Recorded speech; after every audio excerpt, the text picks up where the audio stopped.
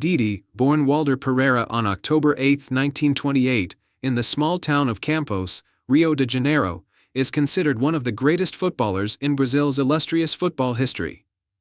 Known for his intelligence, elegance, and exceptional technical ability, Didi's name is forever associated with Brazil's World Cup successes in 1958 and 1962, where he played pivotal roles in both campaigns. Widely regarded as one of the most complete midfielders of his era, Didi was admired for his vision, passing accuracy, and ability to dictate the tempo of the game. His mastery over the ball, calm composure, and distinctive playing style earned him the moniker "O Príncipe," the Prince, of Brazilian football. Didi's journey to footballing greatness began in the rural town of Campos, where he grew up in modest circumstances. It was in the small fields of his hometown that Didi first displayed his natural talent for football. His early years in the sport were shaped by informal games with local children and a deep love for the game. Didi's talent did not go unnoticed for long, and by the age of 17, he moved to Rio de Janeiro to pursue a career in football. His first professional club was America Futebol Clube, a club based in Rio, where he quickly became recognized for his skill and composure in midfield. His performances at America were enough to catch the eye of Rio's more prominent football clubs, and in 1951, he joined Fluminense, one of the most successful clubs in Brazil at the time. At Fluminense, Didi's career began to take off. His remarkable technique, vision, and ability to control the tempo of matches made him one of the standout players in Brazil. He formed a strong midfield partnership with other greats such as the legendary Garrincha, and his performances helped Fluminense secure several domestic titles. Didi's style of play was characterized by his fluid passing, creative playmaking, and a knack for scoring important goals, which made him an indispensable player for both his club and the national team. Didi's breakthrough came on the international stage when he was called up to the Brazilian national team in 1953. At the time, Brazil was still struggling to define its football identity, and the national team was in need of a player who could provide stability and creativity in midfield. Didi quickly established himself as a key player for Brazil. His intelligence on the pitch and his ability to read the game made him a natural leader, and it was clear that he was destined for greatness. In 1958, Didi was a key figure in Brazil's World Cup triumph in Sweden. The tournament marked Brazil's first World Cup victory, and Didi's contributions were invaluable. His leadership and creativity in midfield helped Brazil play a dynamic and fluid style of football that captivated the world. In the final against Sweden, Didi scored a remarkable goal, a powerful long-range shot that sealed Brazil's 5-2 victory. His performance throughout the tournament was a masterclass in midfield play, and his vision, passing, and tactical awareness were fundamental to Brazil's success. Didi's impact on Brazil's 1958 World Cup triumph was immense. He was the architect of Brazil's attacking play, dictating the tempo and ensuring that the team played with fluidity and precision. His ability to deliver perfect passes, including his famous Didi pass, a precise, curling ball that split defenses, was one of the defining features of his style.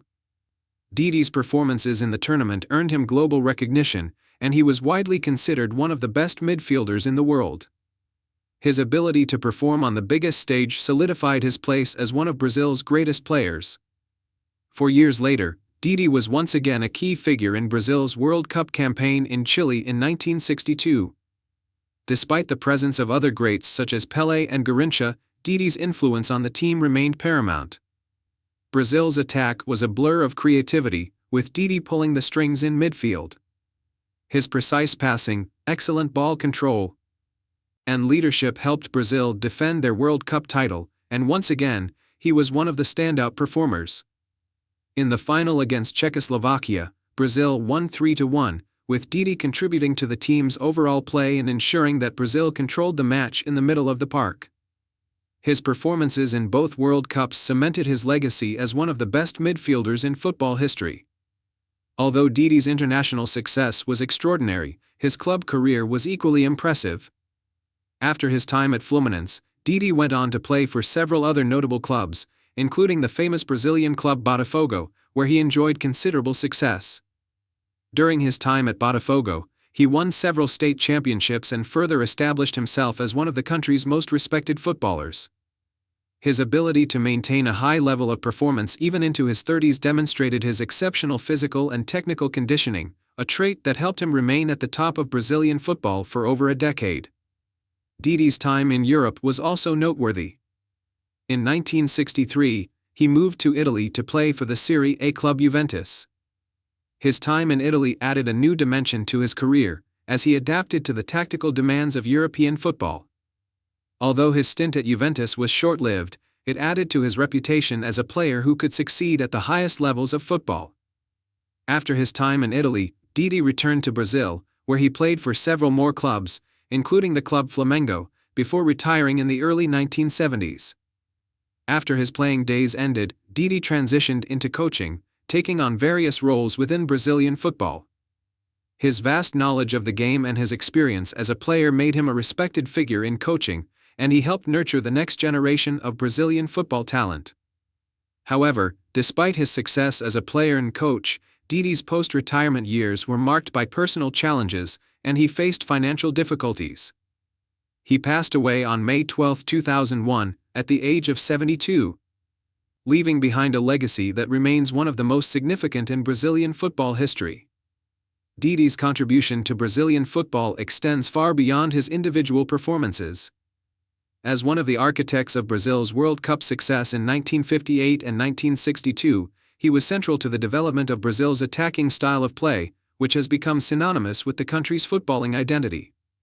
His ability to link defense and attack, to control the tempo of a match, and to dictate play with elegance and precision set him apart from his contemporaries. His vision, creativity, and technique made him a player ahead of his time, and he is often regarded as one of the best midfielders in football history. In conclusion, Didi's career is a story of exceptional skill, leadership, and creativity. His ability to influence games with his passing, vision, and intelligence made him one of Brazil's greatest footballers. His contributions to Brazil's World Cup triumphs in 1958 and 1962 solidified his place in history. And his legacy as one of the most important figures in Brazilian football remains intact. Didi was not just a footballer, he was an artist on the pitch, and his influence on the game continues to inspire players and fans around the world.